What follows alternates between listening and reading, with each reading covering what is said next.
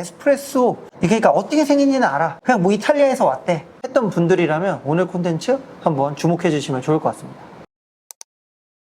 안녕하세요, 거디터입니다. 오늘은 오랜만에 커피가 알고 싶다 커알 시간으로 돌아왔습니다. 항상 조윤주 트레이너와 함께 했었는데 오늘은 제가 다른 분을 자리에 모셨는데요. 한번 소개 부탁드립니다. 네, 안녕하세요. 저는 한국커피교육센터 수석 트레이너로 있는 김인혁 트레이너라고 합니다.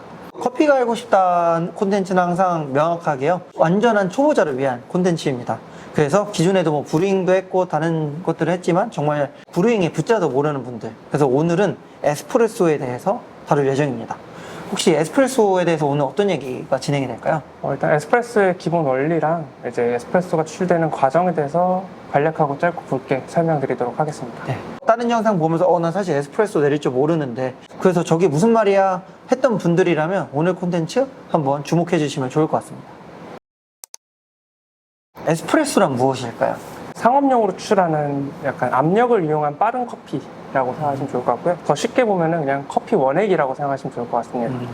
저희가 먹고 있는 뭐 아메리카노, 라떼, 카푸치노 모두 에스프레소가 들어가는 음료라고 생각하시면 좋을 것 같아요. 그래서 사실은 에스프레소가 제일 커피를 드신 분들에겐 가까운 메뉴라고 볼 수 있는 게 국내에서도 제일 많이 판매되는 게 아메리카노고 그 다음에 라떼로 제가 알고 있는데 그런 것들이 다 에스프레소 베이스잖아요. 그렇죠. 그럼 또 요즘에는 스페셜티 커피가 이제 많이 발전하면서 브루잉 커피도 많아졌는데 그럼 브루잉 커피와 에스프레소는 뭐가 다른가요? 일단 브루잉 커피는 중력으로 추출하는 커피고요. 에스프레소는 가압으로, 압력으로 추출하는 커피라고 생각하시면 돼요. 압력으로 가하다 보니까 저희가 이제 커피 기른이라고 알고 있는 크레마라는 것도 압력에서 추출이 되는 거고요. 핸드드립 같은 경우는 깔끔하게 이제 기름기 없이 추출되는 게 특징이라고 보시면 좋을 것 같습니다. 방금 크레마를 얘기를 하셨는데 매장에 따라서는 저희가 뭐 아메리카노를 특히 받았을 때 크레마가 있는 경우도 있고 없는 경우들도 있잖아요. 좀 그거는 그럼 무슨 차이인가요? 보통 크레마가 없는 경우는 추출을 한 뒤에 좀 오래 에스프레소를 냅두면은 산화가 돼요. 이제 기름 자체가 산화가 날아가서 크레마가 없는 경우는 아무래도 이제 미리 뽑아놨던 거를 주지 않았을까라는 그런 생각이 들고요. 더 자세한 거는 직접 한번 제가 보여드리면서 말씀드리면 좋을 것 같습니다. 네. 그러면 에스프레소 머신부터 설명 도와드릴게요. 에스프레소는 크게 여기 있는 그룹 헤드 그리고 추출 버튼 그리고 이제 포타 필터 이 세 구간으로 이제 보통 추출을 하게 되는데 우선 포타 필터 먼저 간단하게 설명을 도와드리겠습니다. 포타 필터는 크게 바스켓이라고 하는 안쪽에 움푹 파여 있는 부분이 있는데 이 바스켓에 적정 용량이 있습니다. 이 바스켓 같은 경우는 현재 18g이 가장 적정 용량으로 되어 있고요. 이 18g을 담고 이제 추출하는 과정을 설명드리도록 하겠습니다. 자, 우선 포타 필터를 깨끗하게 건조를 먼저 해줍니다. 물기 하나 없이 깨끗하게 건조를 해주시고, 자, 18g이 아까 정량이라고 했으니까 18g을 한번 받아볼게요.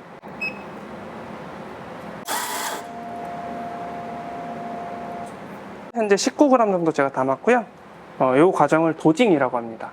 원두를 받는 과정을 도징이라고 하고 도징 이후에 레벨링이라는 작업을 하게 됩니다. 레벨링은 원두를 표면을 고르게 펴주는 작업을 하게 되는데 예전에는 이렇게 손으로 작업을 많이 했었어요. 근데 요즘은 툴이 잘 나와 있기 때문에 툴을 사용하시는 것도 추천드립니다. 네, 템퍼라는 도구로 이제 템핑을 하게 되는데 템핑은 장착을 했을 때 헤드스페이스 구간을 띄워주기 위한 물이 떨어지는 부분과 바로 맞닿지 않게 띄워주는 그런 역할이라고 생각하시면 좋을 것 같습니다. 템핑을 수평을 잡아서 살짝만 눌러주세요. 이제 작업이 끝이 납니다. 장착은 45도에서 부드럽게 장착을 해주시고 추출을 해보도록 하겠습니다.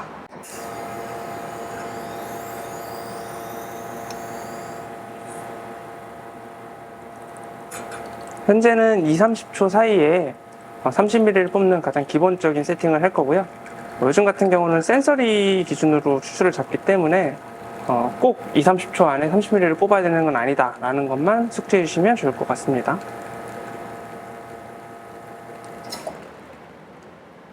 자, 현재 같은 경우는 26초에 34g 정도를 추출을 했습니다. 그러면 이렇게 에스프레소가 나왔고요. 테이스팅을 한번 해보도록 하겠습니다.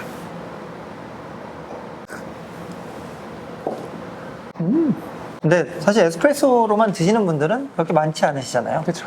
그래서 이런 에스프레소를 따뜻한 물에 부으면 아메리카노, 뭐 얼음물이면 아이스 아메리카노, 우유는 뭐 스팀 정도에 따라서 이제 라떼나 카푸치노가 되는 형태인 것 같은데, 사실 아까 말씀 잠깐 하셨지만 저도 커피를 배운 건 사실 10년이 넘어가서 그 당시에만 해도 방금 얘기하셨던 것처럼 에스프레소는 반드시 20초부터 30초 이내에 30ml 정도 황금 크레마가 나와야지 된다, 이런 식의 이론이었는데, 사실 요즘에는 그 당시보다 원두의 품질도 많이 향상이 됐고 기술도 향상이 돼서 지금은 그런 기준이 다른데, 그러면 추출하는 데 있어서 변수들이 어떤 것들이 좀 있을까요?